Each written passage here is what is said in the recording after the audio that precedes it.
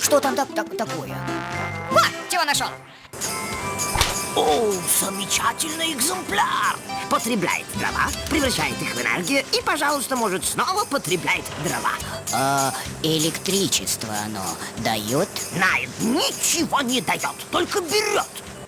Солнечная батарейка добывает электричество не из ветер, а из солнца. Компрессия! Это же мощный источник энергии!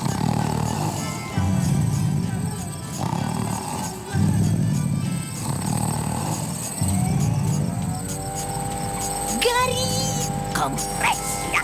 Работает.